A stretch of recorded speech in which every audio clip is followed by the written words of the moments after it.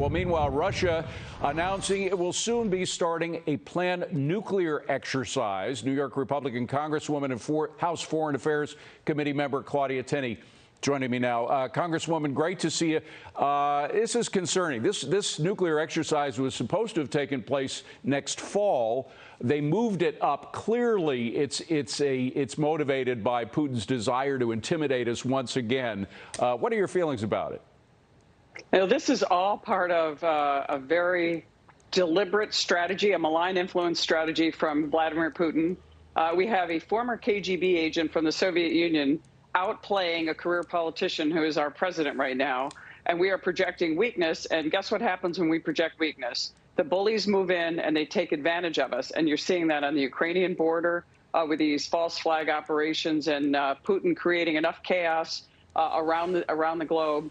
And particularly whether it's using this nuclear malign influence discussion, or he's talking about energy and leveraging energy with the Nord Stream 2 pipeline. And it was great that you tied all this in with the fact that it's all about energy. That's what a lot of our strategy here could be. We could strengthen our position against Putin if we would only look and have some energy literacy about what we need to do to project strength and to have some strength and common sense when it comes to energy and our needs and our dependency around the world. Energy literacy. I love that phrase. You know, President Biden yesterday was talking about Blinken going to the UN and discuss, that's what he's doing. I mean, he doesn't really think that's going to stop Putin from doing what he's doing, does he?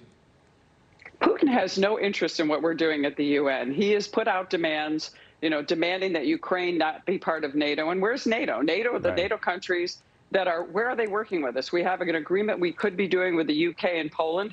Germany's busy trying to find some kind of energy solutions because, like the United States under President Biden, the Germans are also handcuffing themselves when it comes to energy, and now they are dependent on Putin.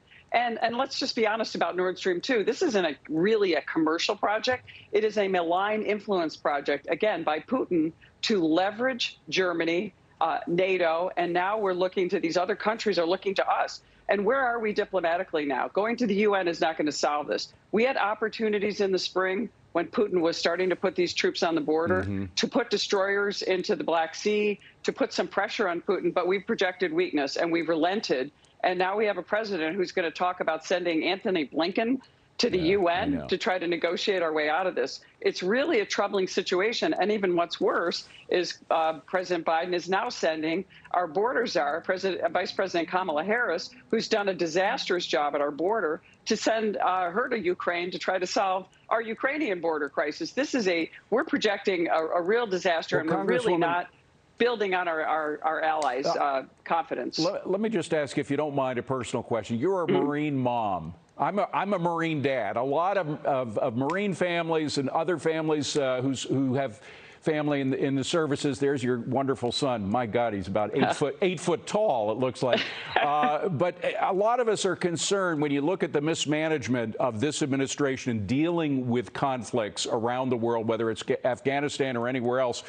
We're really concerned on a personal level as to whether this administration can handle these sort of conflicts. What is your feeling about that?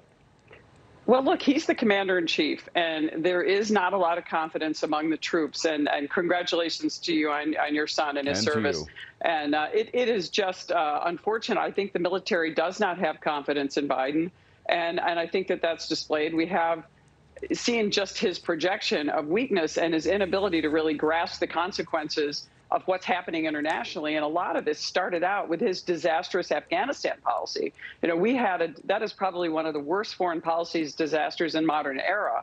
And you're seeing 13 service members were killed needlessly because of his desire to have a political solution. He was determined to end the war in Afghanistan, or the situation in Afghanistan, by September 11th, realized that was politically unpalatable, and then said, let's just pick an arbitrary date of August 31st. And we didn't have to do that. We had to look at the safety and security of our troops. And I think a lot of our military is definitely concerned about the ability of Joe Biden to really lead our nation and to lead the world. And the U.S. has to be strong because our allies around the world rely on our strength, and we're projecting weakness. Congresswoman Tenney, a pleasure to see you again. Thank you very much. Best to your son as well. Appreciate you being here.